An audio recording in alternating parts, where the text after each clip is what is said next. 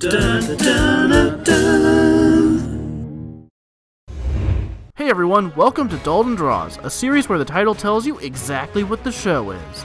This is part of a 5-episode series for Super Smash Bros. Each episode will cover characters introduced in a different game in the series. This week's episode focuses on the many fighters added in Super Smash Bros. Brawl. Sketching out all of the characters Brawl added took quite a while. Not as long as the sketches for Part 4, but this episode had more characters than either of the previous two games. There's also the fact that starting with the Brawl roster, there's some characters with alternative versions that needed to be drawn, even though those alts weren't in Brawl itself. Alternate characters are going to be a much bigger part of the Smash 4 episode, but we're going to get our first glimpse of that here.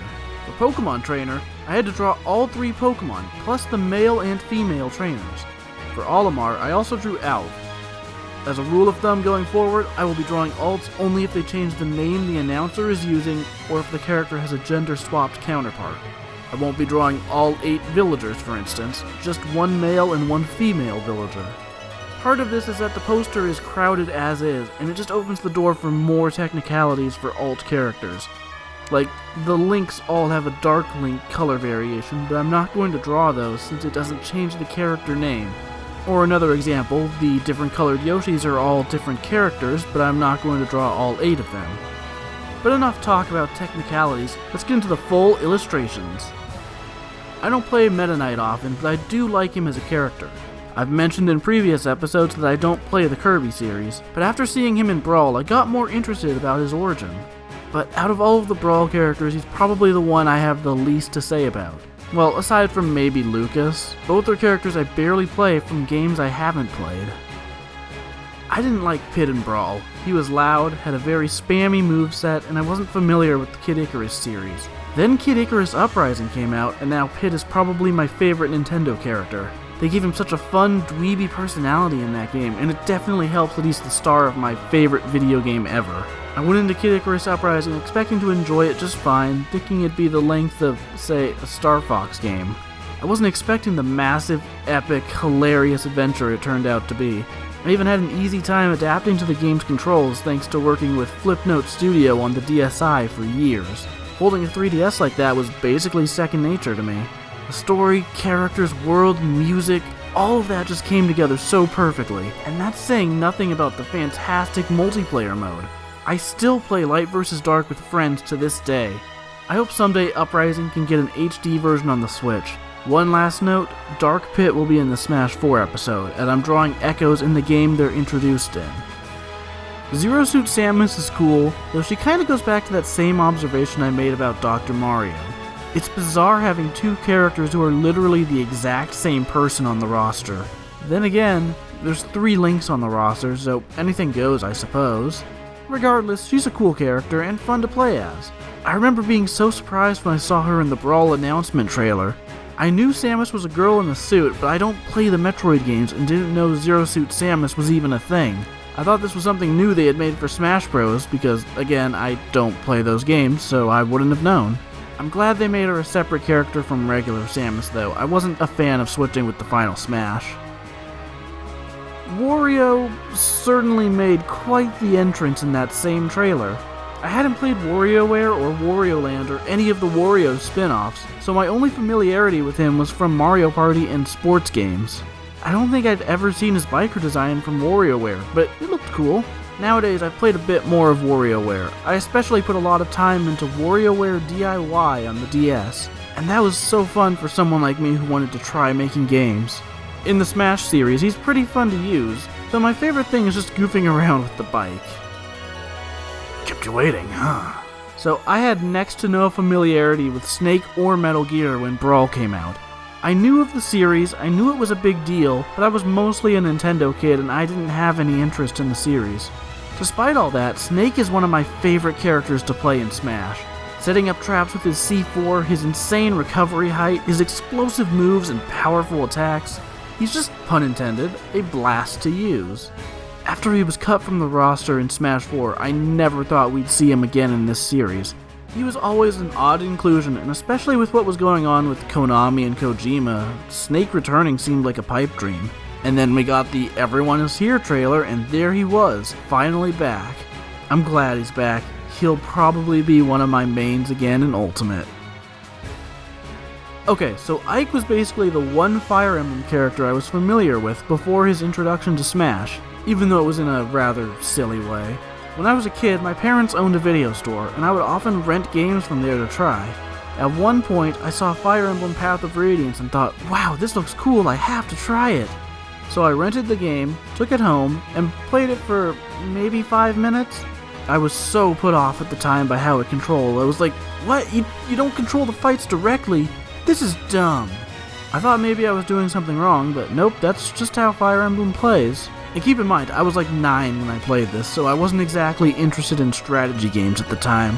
Because of that, I returned the game with like 5 minutes of playtime and never looked back. At some point I want to go back and play this in Radiant Dawn now that I understand Fire Emblem, but Path of Radiance is kind of expensive. Maybe someday.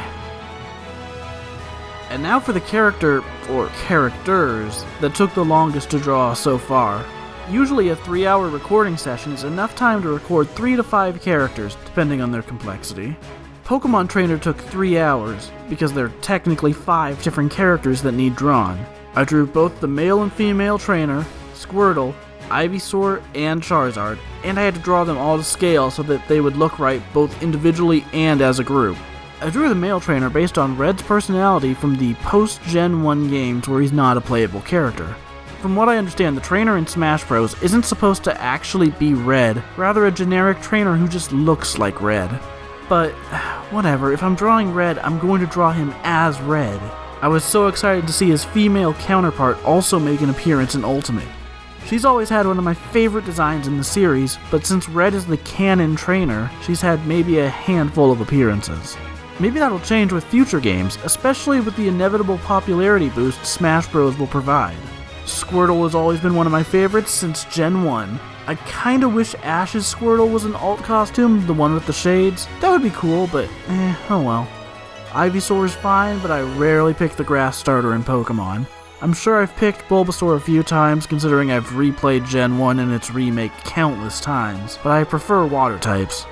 Charizard was cool to see here, and I like how even when Pokemon Trainer didn't return in Smash 4, they still brought back Charizard. Though let's be real, I'll always associate Charizard with the one Ash had in the anime, the one that would always disobey him.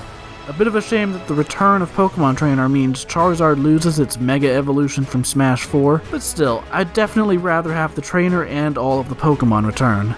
I'm glad the stamina mechanic is gone in Ultimate too, that's definitely gonna make me play as them more. Diddy Kong is a nice addition to Smash Bros, but he's a character I don't play much at all. Not really a ton to say here, he's cool and all, but with how many characters are in the series, some just don't get played as much. In terms of the DK games, I loved the Donkey Kong Country series as a kid, and Donkey Kong Country Returns is one of my favorite 2D platformers. To be honest, I prefer Returns over Tropical Freeze. I wanted to love Tropical Freeze, but I found it to just be kind of obnoxious with its level design a lot of the time. Maybe I'll give it another shot sometime. Like I mentioned with Ness, I haven't played any of the Mother games, and that includes Mother 3. I hear it's an incredible game, and I hope someday Nintendo decides to bring it to the US. Nintendo fans clamoring for Mother 3 to get an English release have been something of a meme in recent years, but I do hope that someday they get what they want.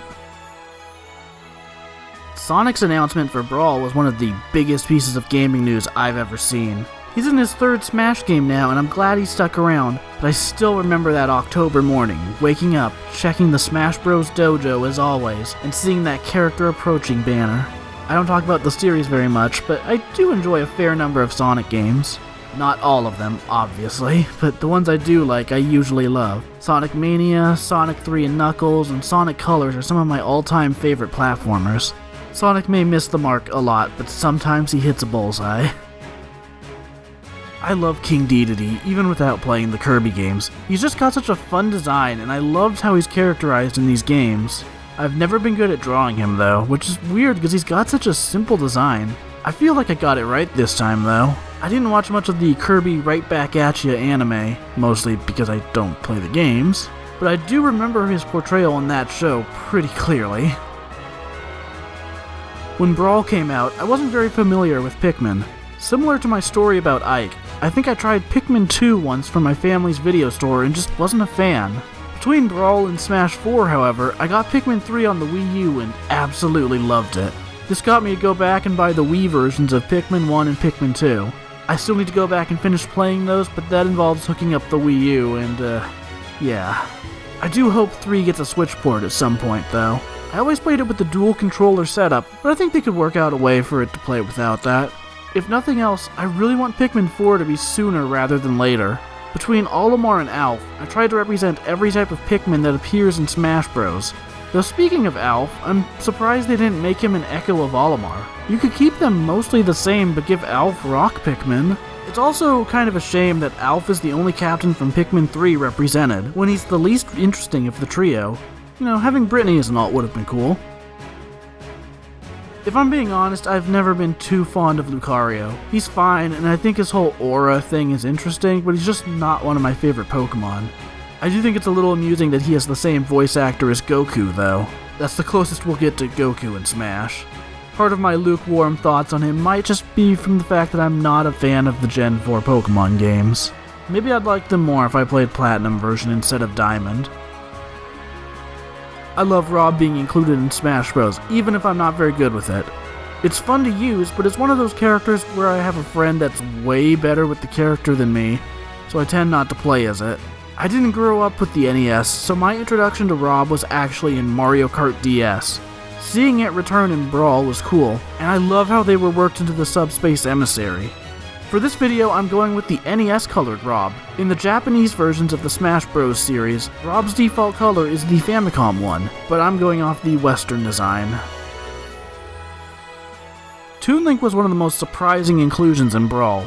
Partially because young Link got cut, so I wasn't expecting to see another Link, but also because he just seemed like an odd inclusion given Brawl's more realistic art style. He's a very stylized character, and that clashed with Brawl's visuals. His updated look in Smash 4 and Ultimate is much better and closer to the original design. Though I'd be lying if I said I didn't have a soft spot for weird, slightly realistic Toon Link. In terms of gameplay, he's one of my favorite characters to play. I play him more than Link, he's just more fun to use. I love the visual style of Wind Waker. It's been one of the biggest influences on my own art. And last but not least, Wolf. I prefer playing as Fox over Falco, but I also prefer Wolf over either of them. Fox is fast and fun to use, but Wolf is just more satisfying to land hits with. I always preferred the version of Wolf from Star Fox Assault, where he's a little more mellowed out and more of a rival to Fox rather than being a full-on antagonist. His updated design in Star Fox Zero and Smash Ultimate is so good though, and I like the characterization he has now. Star Wolf's theme has to be one of the best Nintendo songs out there, and the orchestral version from Star Fox Assault is just pure magic. Heck, most of that game's soundtrack is fantastic. To finish up this video, it's time to put all the pieces in place. Brawl has had the most adjustments to the layout thus far, with a lot of characters being in completely different spots compared to the sketch. As the previous episodes have had small adjustments, those add up, and everything above those changes is going to get adjusted more and more as a result. Once again, everything ended up taking less space than expected, which is good. We're 3 episodes in, and given how massive Smash 4's roster is, the next episode is going to be quite a doozy. And with that, Part 3 is complete. Tune in next time for Part 4.